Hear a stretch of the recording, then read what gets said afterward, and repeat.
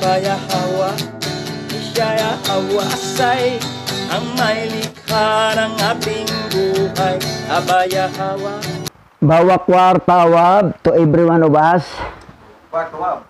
Ngayon, dito na tayo ulit sa ating talakayan na ang pamagat ay, ito yung promise ko sa inyo, who worship the dragon and the beast. Sino ang sumamba sa dragon at sa hayop o sa halimaw? Ito yung talakay natin kung sino itong mga tao na ito sumamba sa dragon at sa hayop o halimaw. Bago tayo magsimula, tayo manalangin, Pastor Richard. Muli po tayo magsama-sama para magkain. O aming Yahawa, sa iyo ang karangalan kapurihan sa hapong ito at muli kami nagpapasalamat sa tagpong ito upang pag-aralan muli ang mga aralin na ito na makapagbibigay kaunawaan sa nakakarami. At dalangin po namin ang iyong pagpapala sa mga bagay na ito upang maunawaan ng makikinig.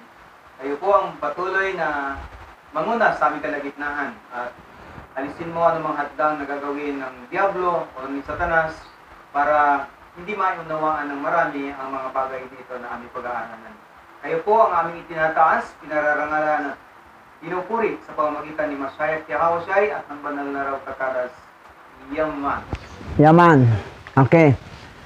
Ngayon, simula tayo.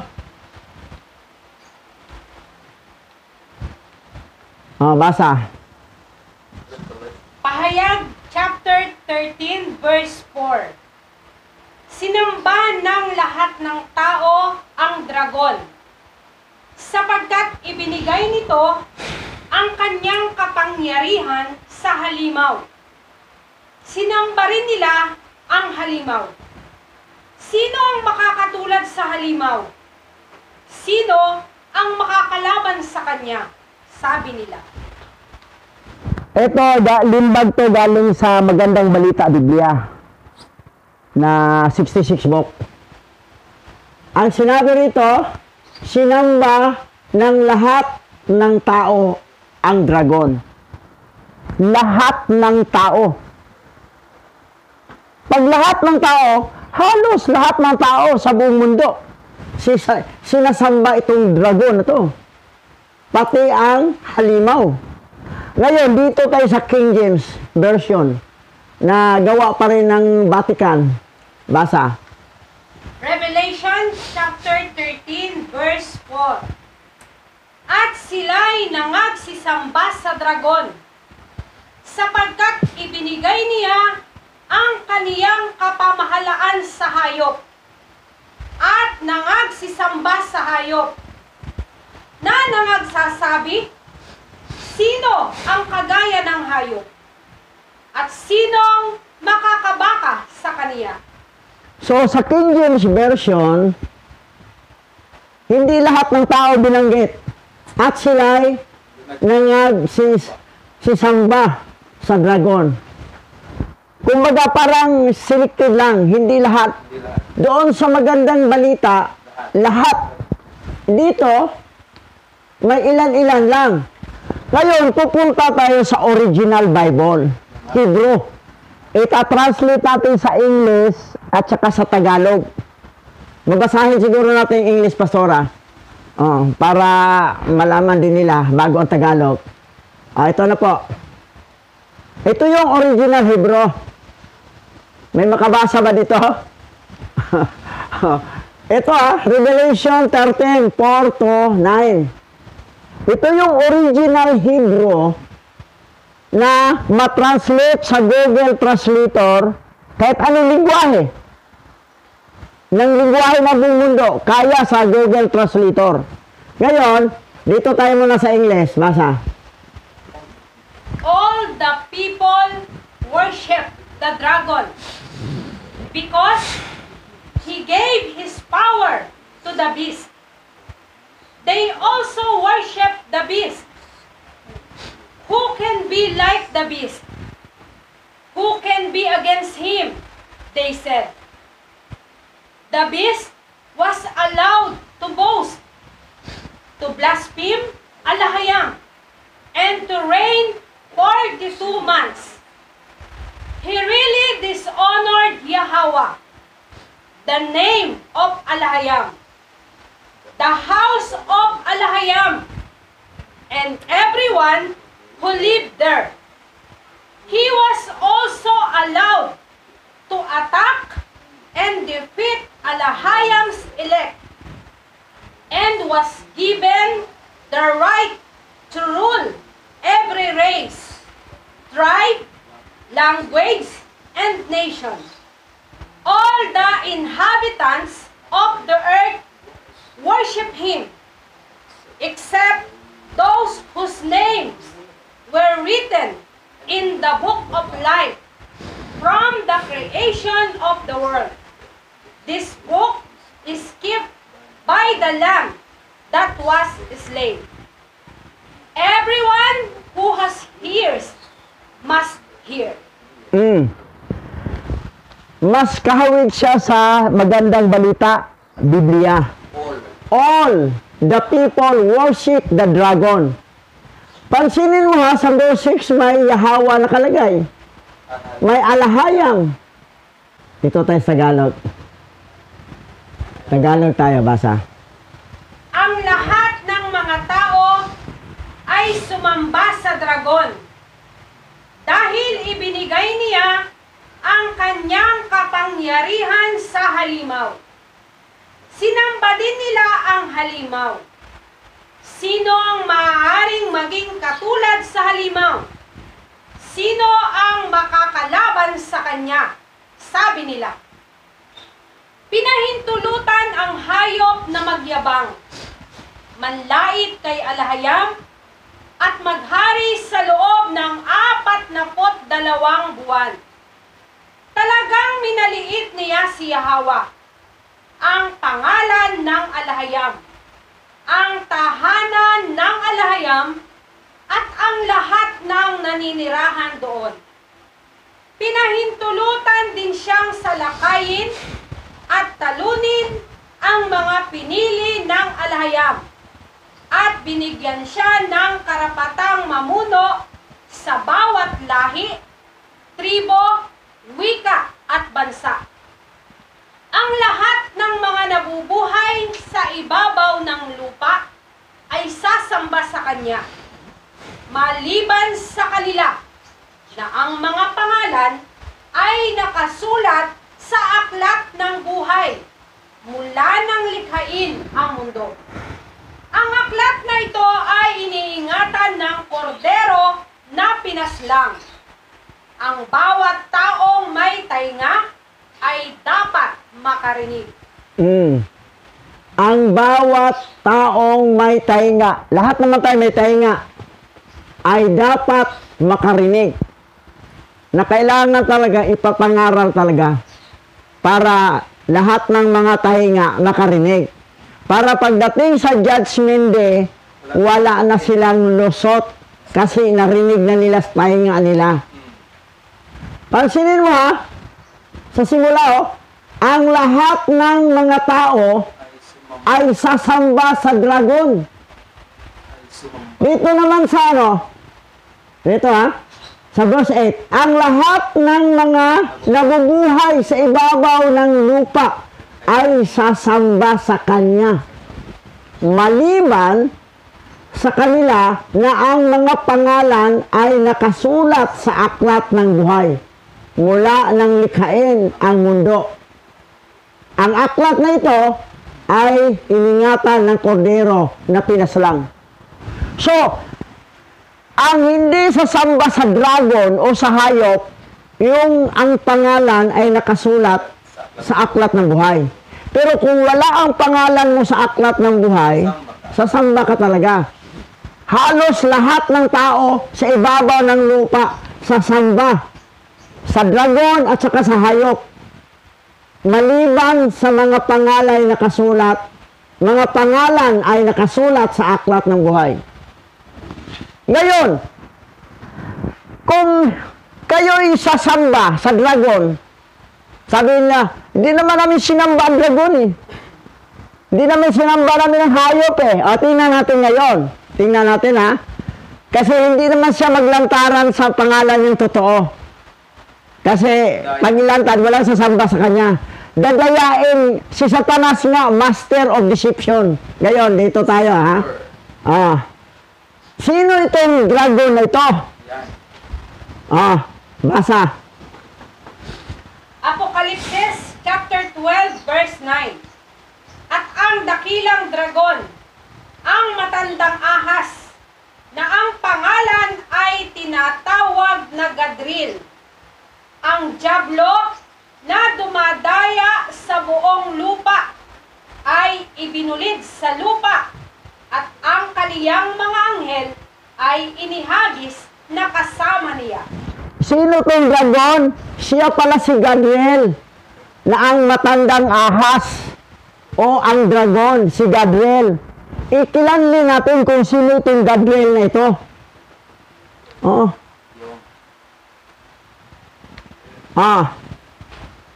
The five Satan, Book of Enoch to. Kabanata 69, 3-12, basa. Ang aklat ni Enoch, Kabanata 69, verse 3-12. Ang mga pangalan at tungkulin ng mga nahulog na mga anghel na mga satanas. Ang lihim na panunumpa.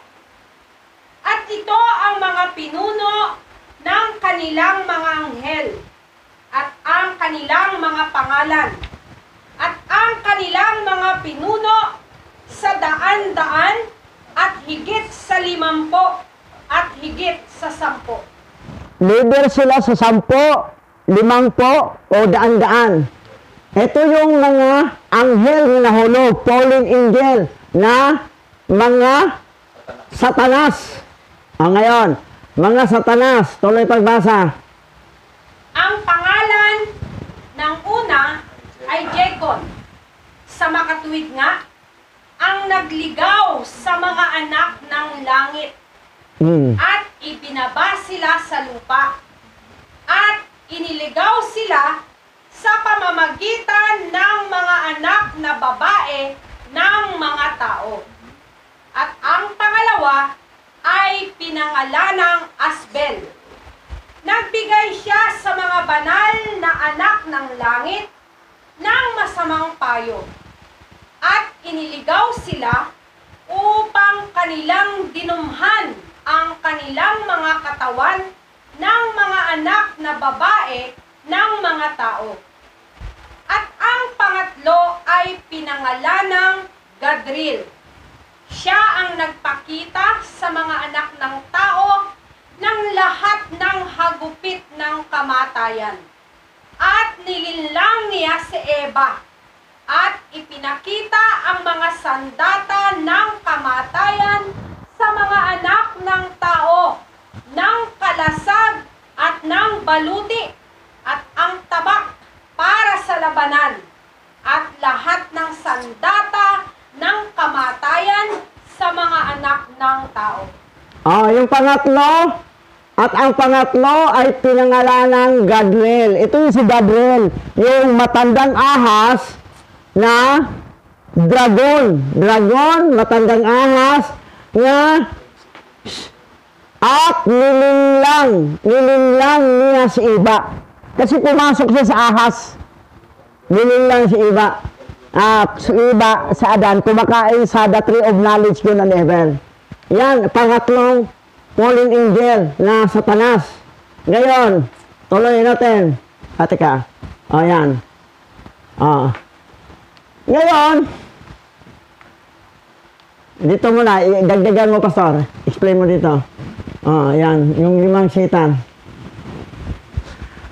Tatlo lang ba? Tatlo, hindi na kasi mahaba na. Bagitin mo lang yung pang-4, pang-5. Yung pang-4 ay si Pinimwe.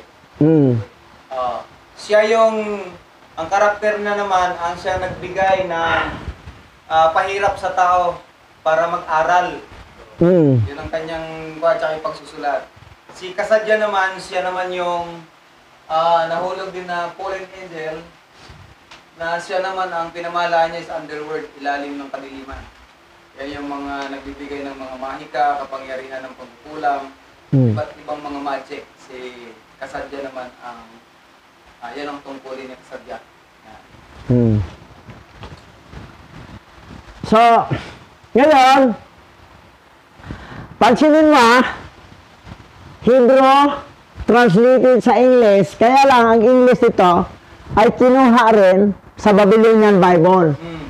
Kung basahin mo to, bara asayat, bara, alahayang, at hasamayang, wat, haratasa. So, dapat ito, alahayang to. In the beginning, alahayang created the heavens.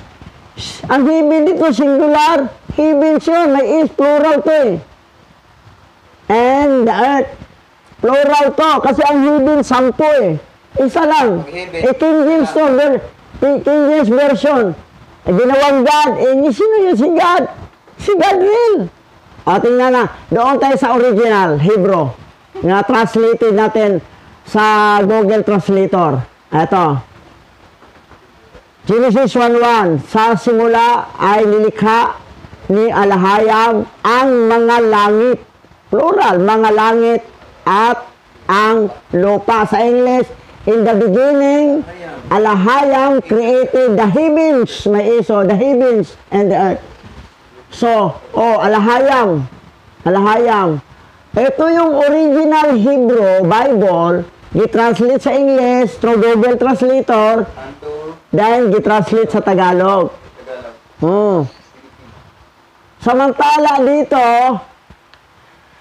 Hebrew nga, gitranslate naman, siningit yung translator ng Vatican, hindi na Google Translator. Kasi alahayam to, hindi naman God to eh. Alahayam yan eh, pero ginawa lang God. Para malingla nga ang tao. Ngayon, sino si God? Satan's name is God. Actually, ito, hindi naman to God dapat basahin eh. God yun eh. Kasi ang role ng grammar ng English, maging alang sound pag dalawa ang konsonan kasunod. Isa lang eh. Katulad ng John. O bakit John basahin? Hindi John. Kasi may kasunod na dalawang konsonan, H at saka N. Russell. Bakit babasang Russell? Hindi Russell. Kasi may dalawang kasunod na konsonan. Ito dapat God to. Pero bakit di God nila? Kasi ito. Ito ha. God, Babylonian deity. Deity. Sa Isaiah 65:11. Puntahan natin Isaiah 65:11. Basa. Isaiah chapter 65 verse 11. At ikaw na nakalimot kay Yahweh, na nakalimot sa banal na bundok, at sumamba kay God, ang huwad na makapangyarihan ng swerte at kapalaran. Siya pala. Sino yung huwad? Si Gadril. Si Gadril. Ang deity na huwad na makapangyarihan. Dahil may swerte nga at kapalaran. May swerte at kapalaran. Gusto nga, pira-pira ang gusto nila eh. Sa English, and you who forgot Yahweh, who forgot the holy mountain, and worship God. God, babasa, di ba? Pero pag di naman lang Pero ang at saka pareho rin sound, God. Ito, God. Hindi na pa dapat. The false deity Na good. and luck and fortune. Swerte at kapalaran. Ngayon, sino ang sumamba sa dragon? Ang buong mundo nagsamba. Kasi lahat naman tumatawag, oh my God. Oh my God. Help me, my God. Sino yung si God? Si Gabriel, si Satan. Ngayon, dito na tayo sa pangalawa. Who is this Jesus Christ? Sino ito, si Jesus? Sino ba itong si Hesus Kristo? Sino ba ito? Ayan, ito ang alamin natin kung sino to. Ayan, so ikaw dito, Pastor. Ang hirap talaga pagka hindi tayo masyado nag-aaral at hindi natin pinagtutuunan talaga ng pansin. Malakas konti, Pastor, kasi Yan. So, etong si Jesus, ang alam ko talaga, siya talaga ang totoong Savior noon.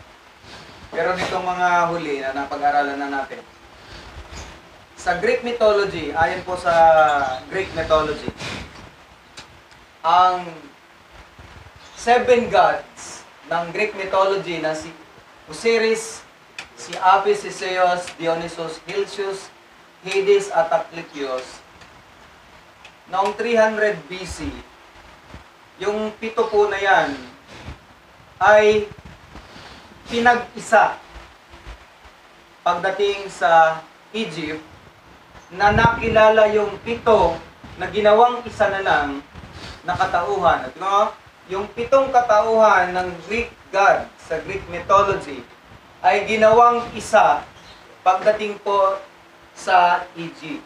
From 3000 BC, pagdating ng 305 BC, ginawa na lamang po siyang isa sa pangalang Serapis Christos. Siya po yung founder ng Christianity sa Egypt. Tingnan po Greco-Egyptian God Serapis Christos noong 305 BC. Pagdating po ng 325 AD, yung Serapis Christos nagkaroon ng panibagong pangalan. At ang unang pangalan ay kinuha po sa pinaka-king of the gods ng Greek mythology. Walang iba po kundi si Zeus. So from Zeus, ginawang Isos. At doon po nabuo ang Isos Christos. Ayon po sa King James Version ng 1611. Ang nakasulat hindi pa po Jesus. Isos Christos, na ang Isos ay nagmula sa pangalang Zeus at yung dulong pangalan na Christos ay nanggaling po sa 7 fallen angel na ginawang isa na si Serapis. At yan po yung Christos. Hindi po naman nagbago yan eh. Kinuha nila, or yung panahon ng 325 AD, si Emperor Constantine, inadapt ang Christianity sa Egypt at dinala sa Roma. So mula kay Zeus na ginawang Isos at yung dulong pangalan na Christos mula kay Serapis, dahil alam naman ng Greek to alam ni Emperor Constantine ang kasaysayan ng kanyang kasamang ng kanyang lahi. So from 7 fallen angel, nagmula ay pinanganak ang pangalang Serapis. So kaya tanggap niya to. Kaya sinikap niya tong dalhin sa Vatican talaga. Ngayon, pagdating ng 325 AD, dineclare niya mismo na from Serapis Christos, gawing Isos Christos. At dineclare niya, yung Isos Christos na yan is a new Sun Roman God. Bago na naman na Diyos na araw ng mga Romano. So, ibig sabihin, 7, 8, 9. So, pang-siyam ang Serapis, ang Isos Christos. Ayan. Tapos, eto na. Christian God, Jesus Christ na, formerly Jesus talaga. Ito po yung sinasabi natin na nagmula dito sa dalawang sa katauhan ni Zeus at ni Serapis. So, Isos from Zeus, Christos mula po kay Serapis. 325 AD hanggang sa panahon natin ngayon, mayroon pong mga document si Bishop para ipakita sa atin kung paano yung Isos ay palitan ng letter G. Ayan. So, yan po katotohanan. From 7 angels, o fallen angels, naging isa sa pangalang Serapis, the founder of Christianity, 325 AD. Pagdating ng 355 AD, naging Isos Christus na po yan. From Seos na ginawang Isos, dulong pangalan ni Serapis na Christus ay dinugtong. So yan po, nabuhay ang katauhan ni Jesus Christ. Agad. So, sumatotal, dito ay 7 fallen angel. Noong 3000 BC, tapos pagdating ng 305 BC, dinagdag to ay naging 8. Si Serapis Christos.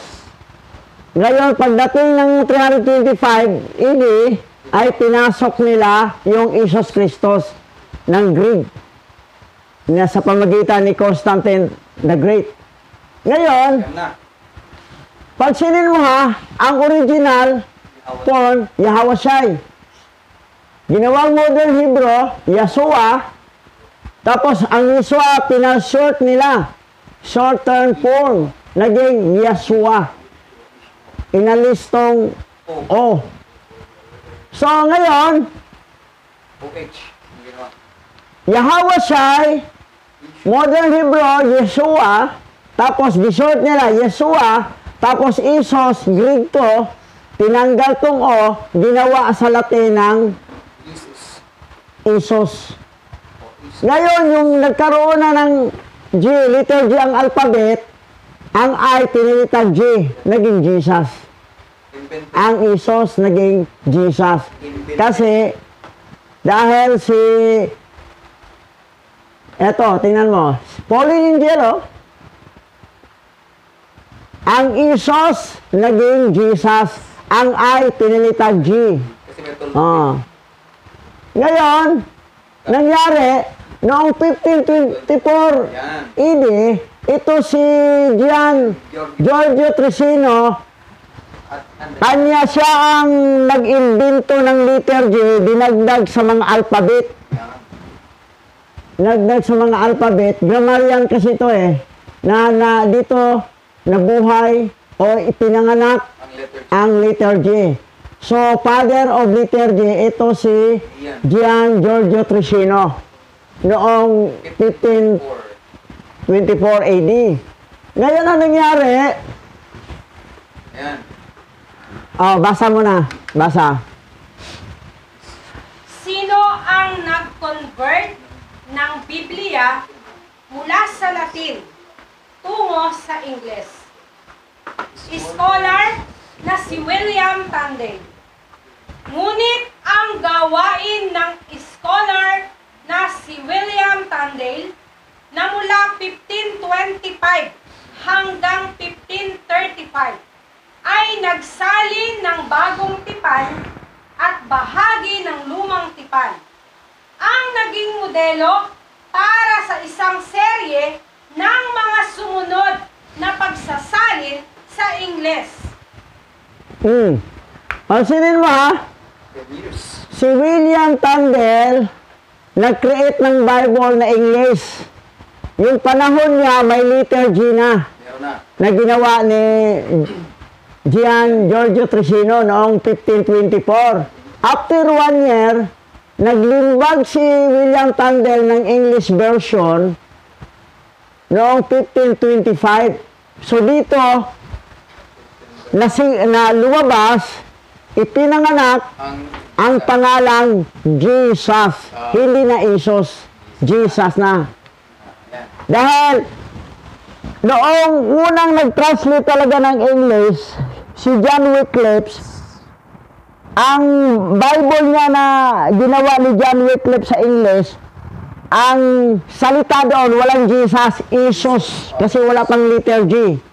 Ngayon, ang King James 1611, doon nila kinuha kay John Wycliffe. That's why ang King James 1611, hindi Jesus ang nakalagay, ay Isos. Pero kay William Tyndale, yung King James na bagong King James, ay Jesus na ang nakalagay. So, dito, lumabas yung Jesus Christ ng 1525 AD, doon tumapat ng December 25. So, pinanganak to yung Jesus Christ sa pamagitan ni William Tyndale, hindi pinanganak galing sa babae ha, na pinanganak ni Mary, hindi. Si William Tyndale ang nag-create dito. December 25, 1525. That's why, mahalaga nila ang December 25. Kaya pala. Pero ito si Serapis Christos, noong 305, dito ang pinakaunang salitang Christian. Dito. Hindi dito sa Roma. Sa Egypt, ang Christian. Kapag kayo Christian, sa Egypt ninyo, pagano yan, pagan belief. That's why, ang salitang Christian, kulto talaga. Kasi galing kay Serapis Christos. Ito na, inamin dito. Etong Santo Papa ngayon. Kilala niyo yan? Si Pope Francis. Anong sabi niya ha? Sinabi niya, Pope Francis says, Jesus is the son of Satan. Anak ni Satanas si Jesus, tapos sinasamba ninyo, pinupuri ninyo, mag-review kayo, in the name of Jesus, in the name, anak ni Satanas yan. Pag ang tatay Satanas, ang anak Satanas, may kasabihan, ang nanay mo, wakwak, ang tatay mo wakwak, ikaw anak nan, wakwak kamong tanan. Sa Bisaya yan ha. Kung aswang tatay mo, aswang nanay mo, ikaw na anak, aswang ka rin. Dahil ang tatay, si Satan, anak si Jesus, si Jesus, Satan din. Yan. Nakakalungkot. Nalinlang talaga ang mundo. Ngayon, ang pangsiyam na fallen angel sa katauhan ni Jesus, ito si Dagon. Kasi 8 yung kanina. 7 plus 1, 8. Ito pangsiyam. Ngayon, sino ito si Dagon? Basa. Ayan. Si Dagon ba sa Biblia ay isang anghel? Si Dagon ay posibleng bumagsak na arkanghel at isang mataas na ranggo na prinsipe ng impyerno na sinasamba bilang Diyos na agrikultura at isda sa mga Pilisteo at ilang Mesopotamia. Si Dagon, pangsiyam na fallen angel na sa katawan ni Jesus Christ. Isda yung hindi ito sirena kasi lalaki ito eh. Sireno. Pag babae dito, sirena. Sireno yan, sireno. Sireno. Lalaki. Si Dagon. Ngayon, anong pangsampo? Si Libyatan. Ito yung parang dragon, halimaw sa ilalim ng dagat. Sino yan? Ayan.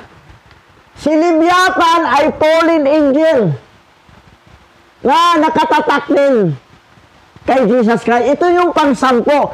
Ang salitang Jesus Christ, 10 fallen angel sa katauhan sa loob niya. That's why powerful talaga. Mahimala talaga. Hangang-hanga kay sa himala ni Jesus, maraming napagaling. May patay na buhay niya. Kasi 10 fallen angel. Prince of Hills, Libyatan. Ibig sabihin, ito si Dagon at saka si Libyatan, prinsipe sila sa impyerno. At ang present ngayon makikita yung sa katauhan ni Jesus Christ. Ngayon, akala ba ninyo mga born-again Christian sa langit kayo mapunta? Na kung si Jesus Christ ang tagapagligtas nyo? Si Jesus Christ ay fallen angel. 10 na fallen angel meron sa kanya. Ito si Libyatan at saka si Dagon, prinsipe ng impyerno. Saan kayo dadalhin? Sa langit ba? Taga-impyerno, prinsipe nga ng impyerno yan eh. Ang sinamba ng sangkatauhan ay fallen angel na 10 sa katauhan ni Jesus Christ. Yan. Mamaya na yung hayop.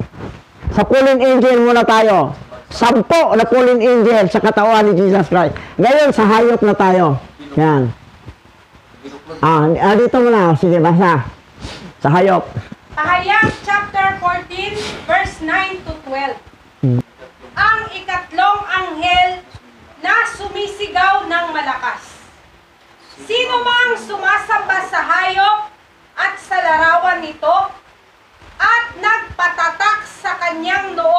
kamay, ay painumin ni Yahweh ng alak ng kanyang puot na walang halong ibinuhos sa kupa ng kanyang galit. Pahihirapan sila sa apoy at asopre sa harapan ng mga banal na anghel at ng kordero. Ang usok mula sa apoy na nagpapahirap sa kanila ay mag-aalab magpakailanman. Araw at gabi ay maghihirap ng walang pahinga ang mga sumamba sa hayop at sa kanyang larawan ay ang mga natatakan ng kanyang pangalan. Kailangang magpakatatag ang mga hinirang ni Yahweh, ang mga sumusunod sa utos at nananatili sa pananampalataya kay Yahweh Shai. Ito, kinuto sa original Hebrew Bible. Yahweh Shai nakalagay, hayop. Ang lahat ng sumamba sa hayop ay doon ilalagay sa naglagablab na apoy na magpakailanman. Meaning to sa impyerno. Kasi yung hayop na yan, sino yan? Sino yung hayop na sinasamba ng buong mundo? O biro mo ha, sumasamba sa hayop, sa larawan. May larawan siya cross. Tapos bilagyan pa ng tila. That's part of fallen angel. Ang tila ay symbolic ng ahas. Yan ang nalagay simbahan ninyo, mga born-again Christian. May cross kayo, walang tao nga. Pero symbolic ng fallen angel yan. Tapos, may tila, that is symbolic of ahas. Ahas. Serpent. Ang sumamba sa larawan, yun, nakaharap ko sa larawan ng cross. Tapos, inilawan pa rin yung sa likod. May mga blinkers. Oo. May mga kulay red, kulay blue. Biro mo ha. Iba-iba. Nakakaawa talaga kayo. Ang akala nyo kami ang mali, kami ang maling aral. Paano kami naging mali na ang aming ginagamit, aming sinandalan, original Bible. Original Bible. Ang sa inyong Bible, galing na sa Vatican, dinoktor na, binago na, corrupted na. Ngayon, ang inyong katawagan na Christian, galing sa Egyptian, kay Serapis Christos. Hindi yan sa Roma. Nangungopia lang ang Roma sa Egypt. Pati idolatry nga, galing sa Egypt yung idolatry ng mga taga-Roma Kasi doon nagsimula ang pagsamba ng idolatry, paglikha ng idolatry sa kaarawan ko ni Haring Paraon. Natalakay natin nakaraan yung birthday. Birthday ng, hindi yan totoong birthday mo. Sa kaarawan mo, birthday yan ng mga disjusan. Ngayon, ito ngayon, tingnan natin ito, sino itong hayop na ito ha? Mga hinayupak. Dito tayo sa Latin. sa Hebrew. Blinkers. Hebrew English. Ano to? Dictionary to. Tingnan nyo, kahit mag-research ka. Hebrew Dictionary. Yung G. Yung G. Yes. Yes, yan siya. Yung sus. Ito, sus. Sus, ay horse. Kabayo. Pagsabi ng Jesus, yes, kabayo. Oo, kabayo. Yes, horse. Hayop. Ngayon, dito naman tayo sa Latin. Sa Latin tayo. Yan na. Latin ha? Dictionary. Latin dictionary to. Yung G, yes pa rin. Ang G ay yes pa rin. Ang sos Pig. ay pig. So, pag ibuo yan Jesus, yes, pig. Sa Tagalog, oo, baboy, di hayop. Siya yung, Ang Jesus, hayop, baboy. siya yung tinutukoy sa Revelation na hayop. Ito yung tinutukoy. Ang naniniwala dito, yung Jesus, Nagbinigyan sa ng impyerno. kapangyarihan ng dragon, mm, kapamahalaan para pamahalaan ng mga tao. Mm. So wala tayong kalam-alam na ang meaning pala ng Jesus, yes. Kabayo, yes. Baboy. So yun yan. Oh, yan o. At i-play mo, Pastor. Yan. Oh. So, di ba napakasakit pakinggan na yung ating tinanggap na Jesus ay malaman-laman natin na yan palang ibig sabihin sa dalawang dictionary, Hebrew at Latin. Yung Isos na Latin na ginawang Jesus dahil sa letter G ni Gian Giorgio Tresino ay naging Jesus na meaning is yes. Kabayo sa Hebrew, oo, kabayo sa Latin naman ay baboy. So ito po yung sinamba ng lahat ng tao sa buong mundo ayon sa Revelation 13. So meaning to say, lahat po ng mga tao ngayon na sumasamba sa pangalang ito, originally po hindi ito ang katauhan na inyong sinasamba, kundi ang nasa loob ng pangalang naka-indicate dito. So, imagine ninyo, napakagandang lalaki. Haba ng buhok, blonde. Ang ganda ng mata. Gusto ko nga bilhin yung contact lens kulay blue. Pero ang totoong katauhan ng mukhang ito ay iyan. Yung nililitson nyo pag may handaan. Nililitson pag may pistahan. Pinadadapa. Sa lamisang mahaba, tapos sinasaksakan sa bibig ng apple. So meaning, yung Jesus pala ay baboy, hayop siya sa Latin, sa Hebrew, kabayo. Siya yung tinukoy po sa Revelation. So, mga kababayan po namin, kami po ay katulad ng Creator na nag-aalala din po sa buhay at kaluluwa ng bawat remnant na nagkalat sa 4 na sulok ng daigdig, na walang kaalam-alam na nadala din po tayo sa pananampalataya sa pangalang ito. Ngayon po, kasama po kami, mag-asawa, tatay, at sa buong pamilya ni Bishop, kami po ay nakikiusap po sa inyo. Inyo na pong ihanda ang inyong sarili, tanggapin ninyo ang mga amin pong ipinapahayag. Iisipin po ninyo ang magiging kalagayan natin bandang ulit. Walang kaligtasan sa pangalang ito. Gawa na ang meaning ng pangalang iyan sa Latin at sa Hebrew, baboy at kabayo, na walang ibang tinutukoy sa Revelation kundi itong pangalang ito na sinamba ng buong mundo. So kabilang kami dyan dati, pero nung naliwanagan kami na ang tunay na pangalan ng Savior, Yahweh Shai po, ayon sa sinabi ng Hebrew Bible. Hindi itong pangalang ito. Greek po ito na pangalan, galing dito sa Greek. Kaya mag-isip na po kayo. Buhay at katauhan po mismo natin, kaluluwa natin ang nakataya sa pangalang dapat po nating kilalanin, sambahin at tanggapin. So, tinalikuran na po namin ang pangalang ito dahil nalaman namin na ito pala ay isang uri ng hayop na nililitson pag may pista. Ito S, kabayo, S, baboy. Ano yan? Jesus. Yeah. There is no salvation into animals by invocating this name is actually invoking two animals.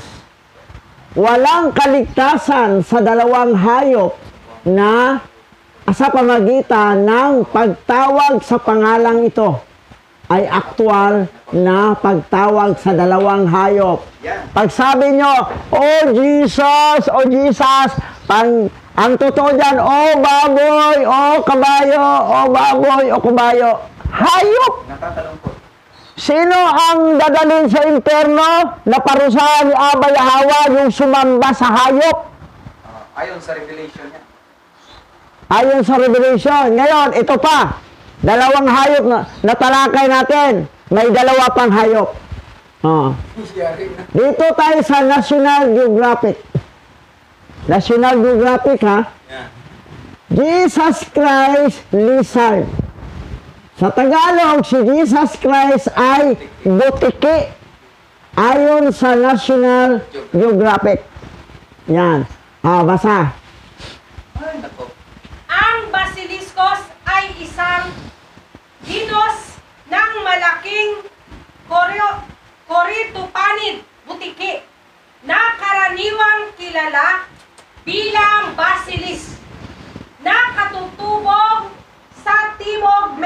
Mexico, Gitnang Amerika, at Hilagang Timog Amerika.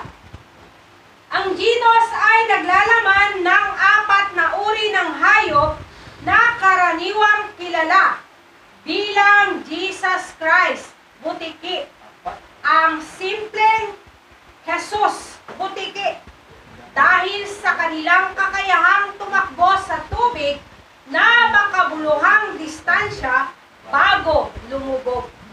Pangatlong hayop ng Jesus Christ, butiki. Una, kabayo. Sa Hebrew Dictionary. Pangalawa, sa Latin Dictionary, baboy. Yes, baboy. Pangatlo, butiki. Ngayon, pang-apat tayo. Pang-apat. Ayan. Secret code. The origin of Jesus the Jesus peace is Yan.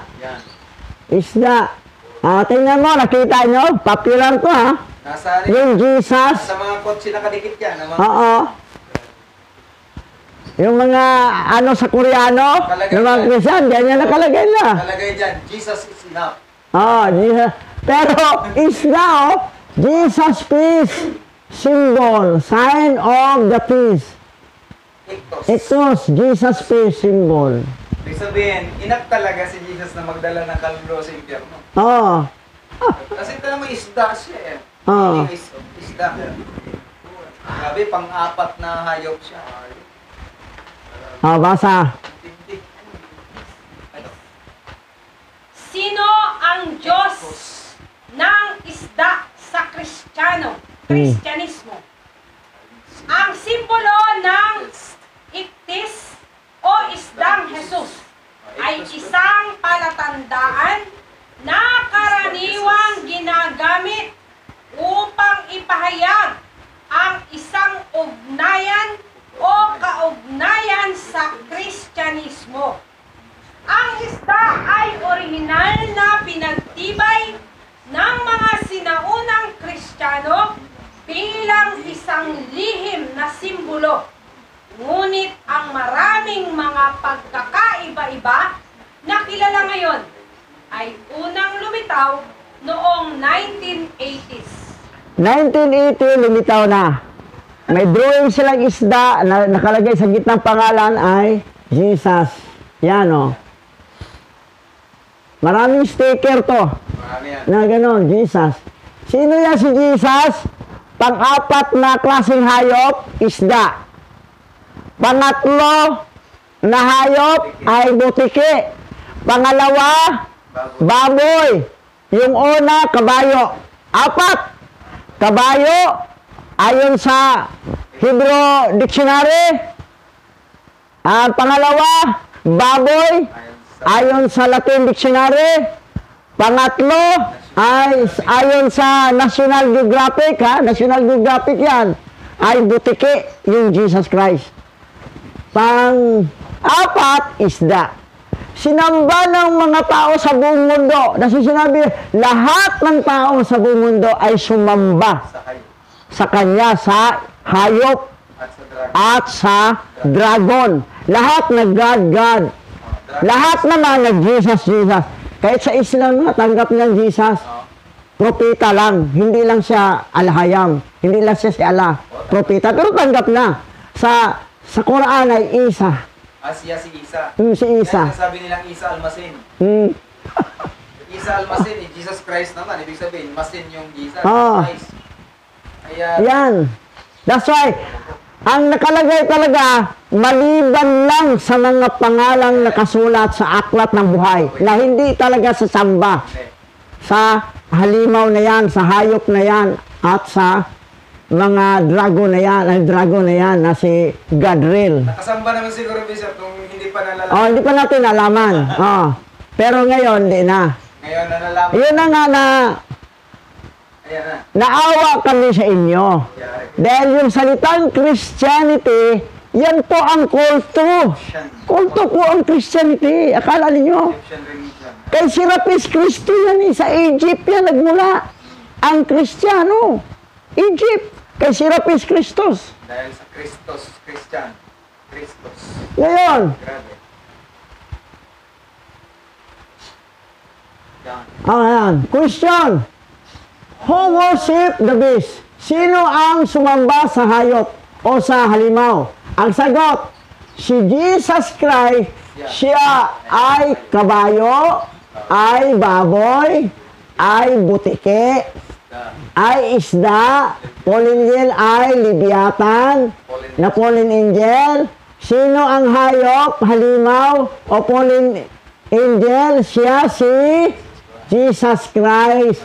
Ang sinamba ng mga Kristiyano. Sinamba rin natin dati yun, Kristiyano pa tayo. Pero kami, hindi kami Kristiyano. Messianic. Mga panampalatayang Hebreo. Hindi ang religion. So yan po ang totoo. Ngayon, kung talagang ayaw nyo, gusto nyo kay Jesus Christ, halata talaga na hindi nakasulat ang pangalan nyo sa aklat ng buhay. Ang aming hanapin dito, yung nagsimba pa sa halimaw, sa dragon, pero nakasulat ng mga aklat sa aklat ng buhay, katulad sa amin dati, yan ang hanapin namin kasi makikinig yan at tanggapin yan at muunawa. At katulad sa amin, tinilikuran namin ang pagsamba ng dragon at hayop o halimaw.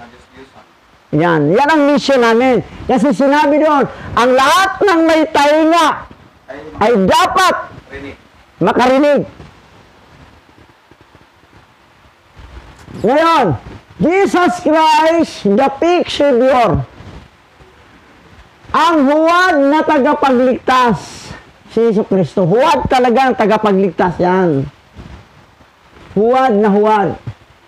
Ngayon, paano naging huwad? Satan has many names. Maraming Satan eh. One of them is Jesus.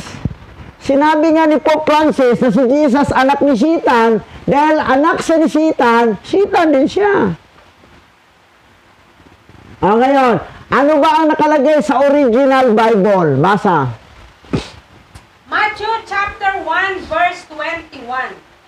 At nanganak siya ng isang lalaki at tinawag ang kanyang pangalan na Yahweh, sapagkat ililigtas niya ang kanyang bayan mula sa kanilang mga kasalanan. Ito po yung original Bible to, Yahweh, dito, Yahweh, yan, Yahweh yan. Kasi ang limbag na mula sa Vatican Canon ay Jesus na ang nakasulat. Hindi na Yahweh. Kasi kinulat nga, binago nga, dinoktor. Ngayon, kailangan babalik tayo sa original na Bible. Sinabi nga ni Jose Rizal, ang hindi lumingon sa pinanggalingan ay hindi makarating sa paruroonan. Ngayon, kung di natin lingunin ang original Hebrew Bible na pinanggalingan ng Bible na original, ay hindi tayo makarating sa paruroonan. Ang gusto natin langit. Saan tayo babagsak? Hindi sa kangkungan ha, hindi sa kunoy, sa dagat-dagatang apoy. Yan po ang totoo. So nakakalungkot nga. That's why kami, nangaral talaga kami, nangugugat ang liig namin sa kakasasabi, dahil sabi kasi kailangan ituro talaga ang lahat ng may tainga dapat ay makarinig. Paano makarinig kung walang nangaral? Nangaral kami. At nilabas namin sa YouTube channel. Yan. Ngayon, anong pangalan na magligtas sa atin? Basa. Gawa chapter 4 verse 12. Ang kaligtasan ay matatagpuan lamang kay Yahweh, sapagkat sa silong ng langit, ang kanyang pangalan lamang ang ibinigay ng alahayam sa kaligtasan ng sangkatauhan. Ang Good News Bible o Magandang Balita Biblia, ito pakahawig dito. Pero yung King James, hindi ganito. Pero ito nakalagay sa original eh.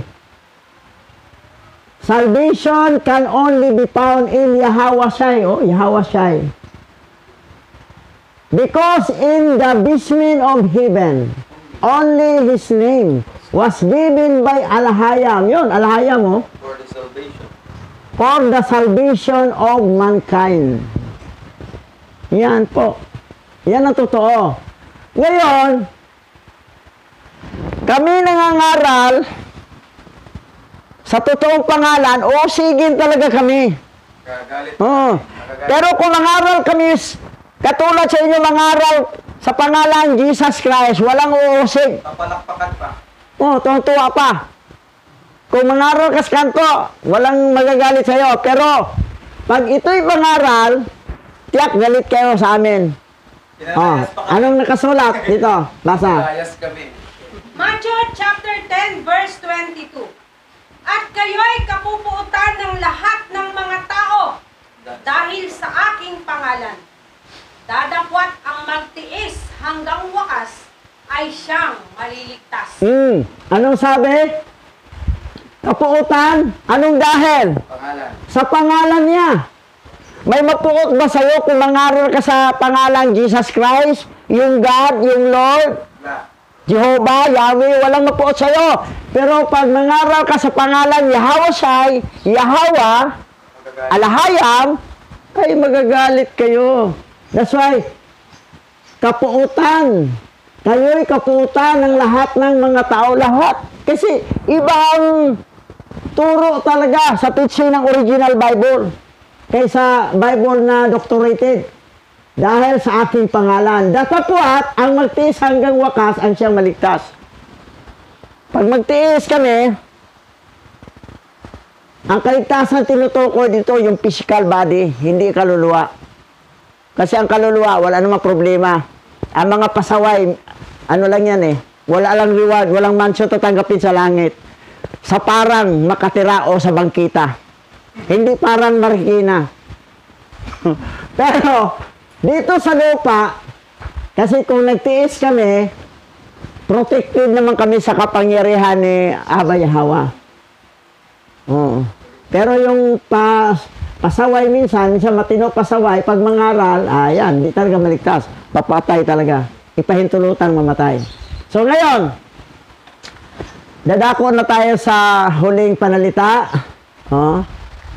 Pastor Richard, huling panalita, sunod si tatay, sunod pastora. Okay. Ayan.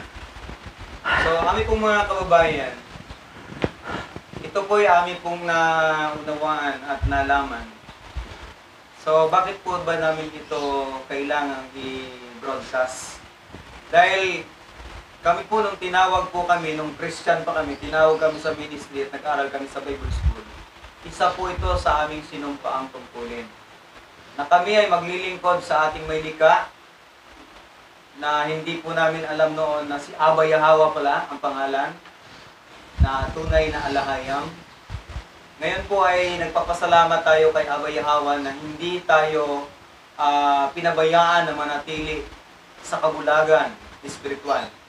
Ipinaunawa sa atin na siya pala ang nag-iisang totoo, ang may likha ng langit at lupa sa Hebreyong pangalan. At nung siya nagkatawang tao, Yahweh siya ang kanyang ibinigay na pangalan, meaning ng Yahweh siya ay Yahweh ang tagapagligtas. So, malinaw po sa atin ito. So ngayon po, katulad ng aming sinumpang tungkulin, na ipangaral ang salita, ang mabuting balita ng kaligtasan sa lahat ng tao, na dapat ito'y aming ginagawa house to house. Pero pasalamat tayo sa social media. Ang mga video na ginagawa ni Bishop is umabot na rin sa ibang bansa. May mga iba't ibang tao ang nako-convert, naliliwanagan. Meaning to say, sila po ang mga remnant. Sa parting Mindanao, no? Nandito lang tayo sa Rizal. Pero parting Mindanao, sa Zamboanga, Sibugay, mayroon ng isang buong pamilya. Tinanggap na si Abba Yahweh, ang tunay na may likha, at si Yahweh siya bilang tagapagligtas. So, hindi po kami magtataka kung bakit palawak ng palawak ang nakakarinig ng mabuting balita. Purihin si Abba Yahweh. Sa atin po mga kababayan na nakikinig ngayon, kung ngayon nyo pa lang po nalaman at narinig ang mga nakakagulat na katotohanan patungkol po sa ating pinapaniwalaang tagapagligtas at sinasamba ng buong mundo. Marahil ay napakahirap para sa inyo na paniwalaan ang lahat ng ito. Subalit totoo po na walang lihim na hindi nabubunyag. Kaya gaano man katagal na itago, gaano man katagal na panahon na itago ang tunay na pangalan ng manlilikha at tunay na tagapagligtas. Palitan man ang kanyang tunay na pangalan, lalabas at lalabas ang katotohanan na si Abba Yahweh Alahayam, ang tunay na manlilikha, at si Mashiach Yahawashi, ang tunay na tagapagligtas. Wala nang iba pa. Yun lang po. So, closing prayer tayo. O tayo po ay manalangin. Our Abba Yahweh Alahayam, purihin po ang iyong dakilang pangalan. Salamat po sa iyong pag-guide sa bawat isa sa amin sa talakayang ito. Salamat po sa iyong banal na presensya. Salamat din po sa pangunawa, sa kaalaman at karunungan na ipinagkaloob mo sa bawat isa sa amin. Sa iyo po ang lahat ng karangalan, papuri at pagsamba. Al-Halal Abba Yahweh Alahayam, Bahasya Mashiach Yahawashi, Bahasya Mraw Kakadas. Yaman. Thank you for your watching. At mag-comment po kayo at mag-likes. Huwag kayong mahiya mag-comment. Sabihin nyo ang nasa damdamin nyo. Huwag kayong matakot na baka magalit kami. Sagutin kayo ng maayos. Ano po ang nasa original Bible. Ang sino man sa inyong hindi pa po naka-subscribe, mag-subscribe na po sa ating YouTube channel, Operian Tribe Hebrew Israelite Remnant. Salamat! Thank you so much! Be blessed and shalom!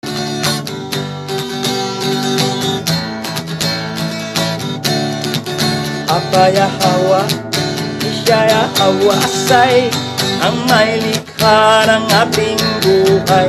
Abba Yahweh,